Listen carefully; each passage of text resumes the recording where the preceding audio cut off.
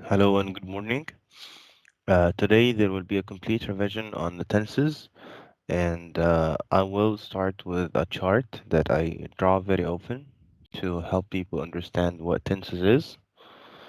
Let me share my screen. Tenses are actually divided into three main parts. What are the three main parts? Past, present, last but not least is future. Well, I just divided them into the three major components that form any tenses in English. I also resemble these three categories by the three buttons that we have on our MP3 player. I have the play button, and when I press on the play, the song that I'm listening to starts to be on at the moment. So that's why I'm representing the play button with the present. And if I just miss the part of the song and I want to get back and listen again to that part, I just might be pressing on backward button. That's why I represented the past with that backward button. If I felt that I'm bored and I want to skip a part of a song and a part of that MP3 track, I might be pressing on the forward button and go to the future. So the three main parts here are present, past, and future. I've like four different variations of each one of them. I have the simple variation. I have the continuous or progressive. I have the perfect, and I have the perfect continuous or progressive. Each one of these can actually fit in with one of the main components. Like I have past simple, past progressive, past perfect, and then past perfect progressive, and so on. Present simple, present progressive, present perfect progressive, future simple, future progressive, future perfect progressive. That's how we can get the main point of the tenses in English. Let's discuss further more tenses in English, and I want to start with the past selection. Here we go. Well, I have the first part that I want to talk about is the simple past. And in the simple past, we form affirmative statements in the simple past with a subject and only a verb, one verb, which is the past form of any verb. For example, I finished my homework after lunch. I ate a sandwich for lunch. Finished, this is an only simple verb that represents the past case, and the main verb for it is finish, and the past is finished. Two, I ate a sandwich for lunch. Ate is the past simple of a verb which is eat. I can form the past form of any verb which is regular by adding these grammatical suffixes, the ed or ied. But the irregular verbs, I can form their past forms in different ways. Like we have a list, a lot of lists, like the one at the end of our books, and the ones that we might have on any appendix book or even online. If you want to search online, you might have like some lists for the irregular verbs. We all use the auxiliary verb did to form negative statements, questions, and short questions. So verb to do in the past form, which is did, is used to form questions and form negatives. Well, questions like did you hear news? And the answer might be with yes, I did or no, I didn't. Questions like what did you do?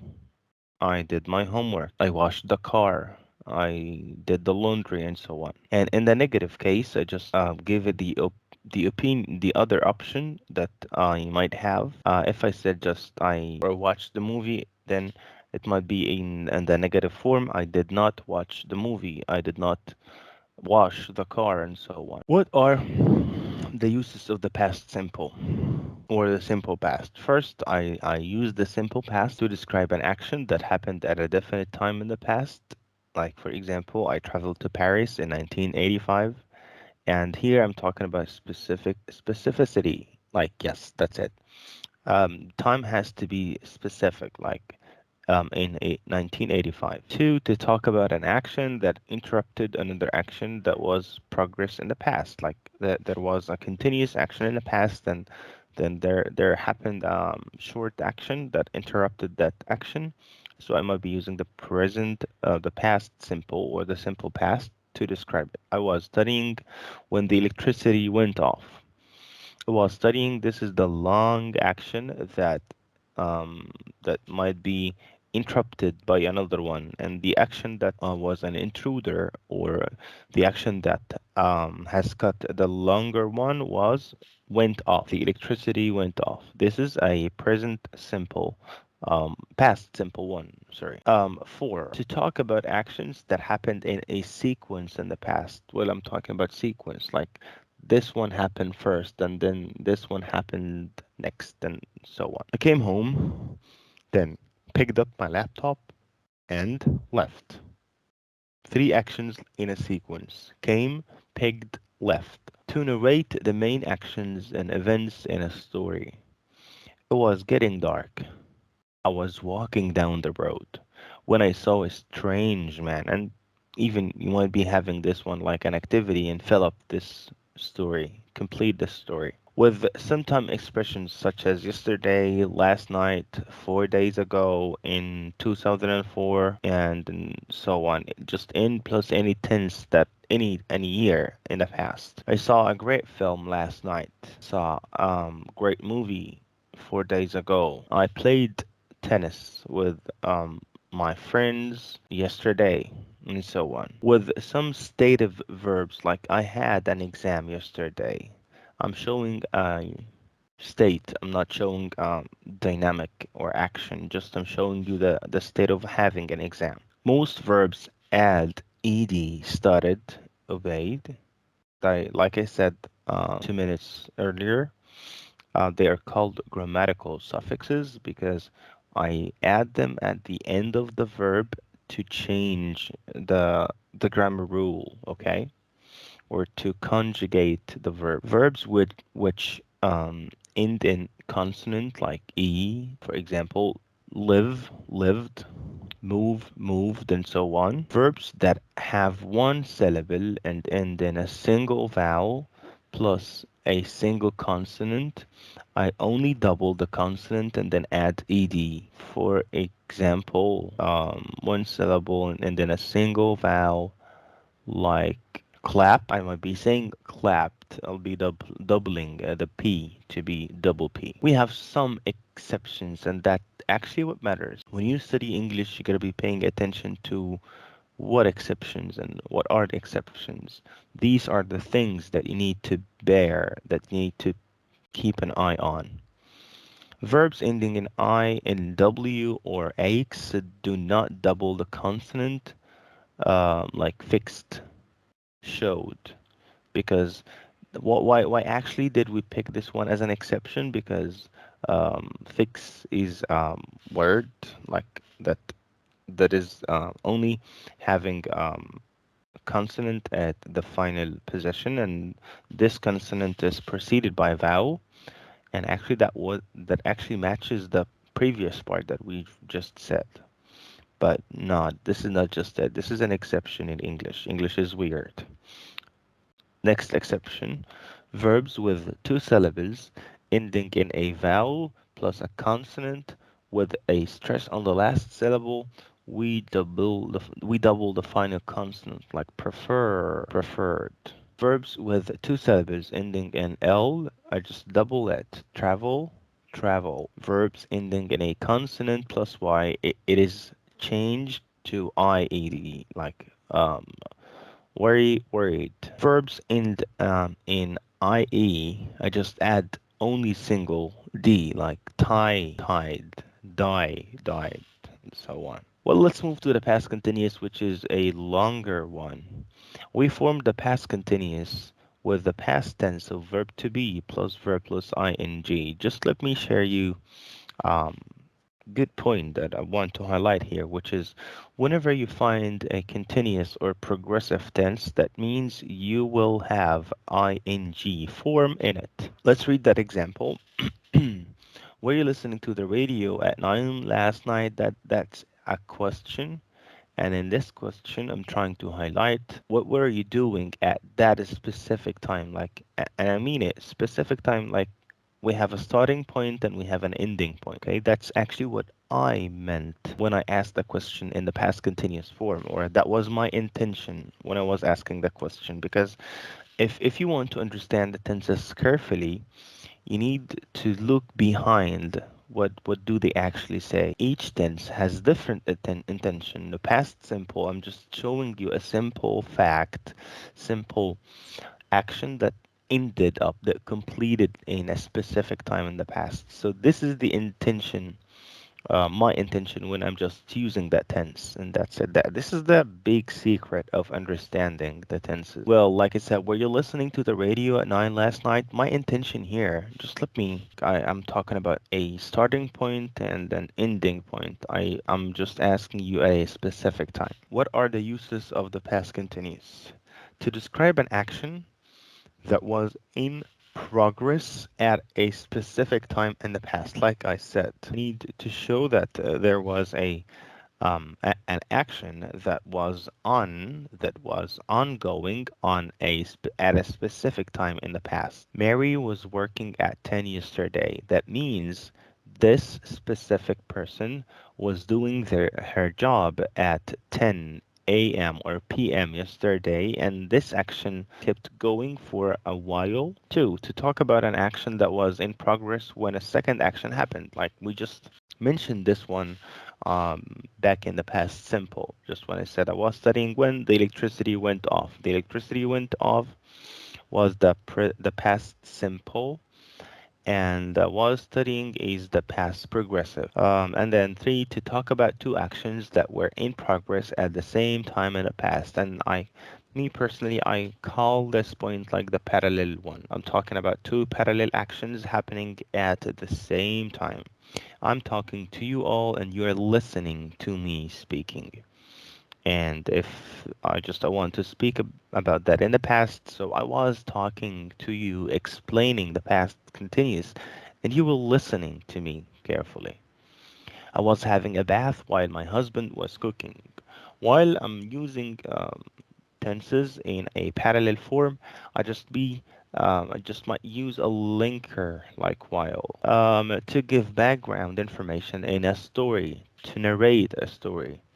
It was getting dark. I was walking down the road when I saw a strange man. Well, what is the difference? Because in the past simple previously, you just read with me that, or I even just said that we use the past simple to narrate a story, and here to give background information in a story. I personally I feel like they both the same, but it only feels a little bit lively when you narrate a story in a past continuous, because I just might be imagining it would be better if you said he was going to the wood, for example, instead of he went to the wood. But if you said he was going, I just might be thinking of the process of his going to the wood and so on. Well, the last point here with time expressions such as while, like I said before, and then all the morning, all the day through, anything that shows like the length or the period of time that we actually intend. I was working all day. All day is a significant to the continuity or the progression of the action. Well, how can use when and while? We use when or while in sentences with two actions, both in the past. When I came home, I picked up my post. Yes, that's it. That was for the past simple when and the when. By the way, when here is considered um, in meaning, I mean, means after. Like when I came home equals after I came home. I picked up my post. Like when equals after. I was sleeping when the fire alarm went off. Here, the word when does not mean after, just in this one only means after. I was reading a book while you were watching TV. When the clause with when or while comes at the beginning, we put a comma after it. Just pay attention to this punctuation rule. When the phone rang, comma, I was watching the news. I was watching the news when the phone rang. Like what happened here in the first one.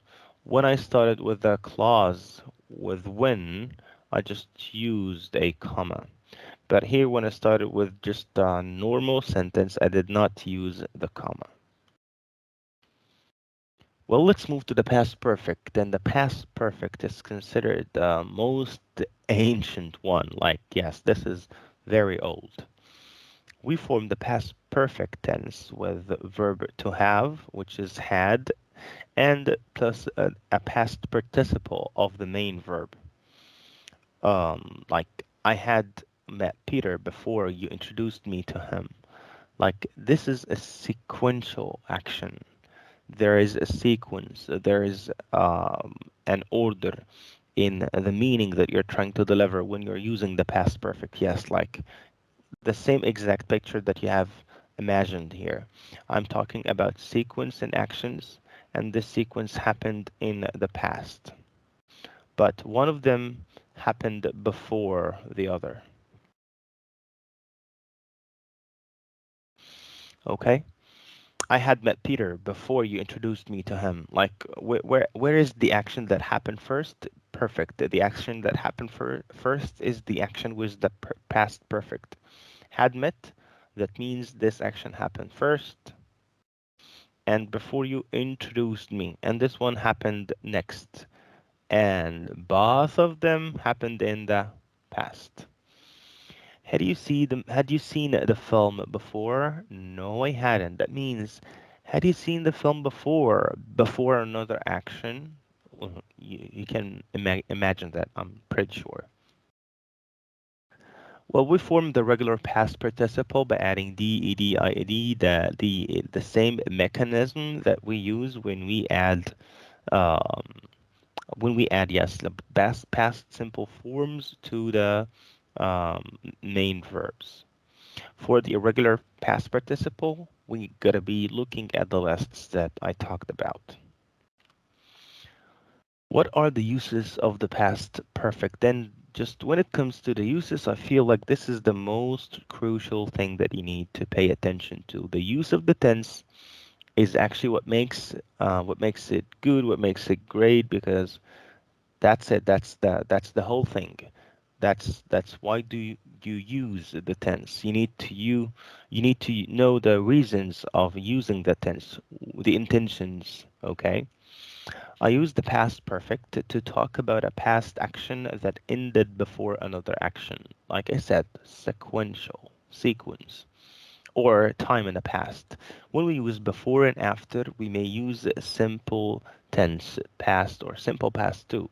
The film had started before we arrived. Like that means the film started first and then we arrived. To show the cause of a past action. Yes, that's logical because when I'm talking about cause or a the cause of the action, that means I'll be mentioning why or the reasons for this action to be happening in reality. Okay. I was tired on Monday. I had not slept well the night before. That's the reason why I was tired. And this reason or this verb hadn't slept came first, happened first in the past, and then happened this one that I was tired.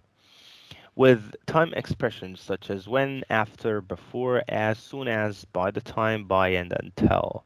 These are all conjunctions that I use to put my tenses or my sentences, yes, that's it, in order. By the time I got home, my mother had already prepared dinner. By the time, and then what did I have here? I just had a past tense, and on the other hand, I had the past perfect had prepared with some adverbs such as ever, never, ready, yet, just, so, far, and still. These are called adverbs because they show me like how is the verb is done, where is the verb or where is the action done, when is the action done, and so on. Okay, I've never been to such a beautiful place before. This tense, this sentences, sorry, has exposed and clarified that this is the first experience to me to go to this place. I had never been to such a beautiful place before. I just used it with before. Okay, let's go to the last part and the last thing in today's session, which is the past perfect continuous. Well, pay attention. The past perfect focused on the action, but the past perfect continuous will focus on the length of the action in the past. We form the past perfect continuous with had been a verb plus ing. Well, whenever you find a continuous, like I said before, you will be having an ing in the form, and whenever you find perfection, you will find the past participle, and we have the past participle here. We use it to emphasize the continuation. Like I said, I'm just making sure that the continuity or continuation of an action that was in progress before another action in the past. Like I said, um, it's still the same sequence, but I just want to make sure which action was taking a while. Okay. For example, Sarah had been working here for 2 weeks when she had the accident. Well, this is the action that happened for or that lasted for a while in the past, and then came this one to show the cause of a past action, the same thing that happened in the past perfect. I've been traveling all night, so I was tired. What is different here is that traveling is a dynamic verb, is a verb that shows um like a long period of time estimated to travel. So that's why I used I've been traveling. Of course, there are too many reasons for it, but just that's it. That's what I mean it here. With time expressions such as when, before, by the time, for, since, and how long, the same ones, but we can add how long here because, like I said, I'm just here focusing on the length of the action. Had been working for 2 hours when you interrupted him. He had been working for 2 hours, and then I linked that sentence with when. Well, that's pretty much it. I hope that you got all the parts of the past tenses, past tense, past simple or simple past, past progressive, past perfect continuous, and that's pretty much it for today. Thank you for watching and listening. Thank you.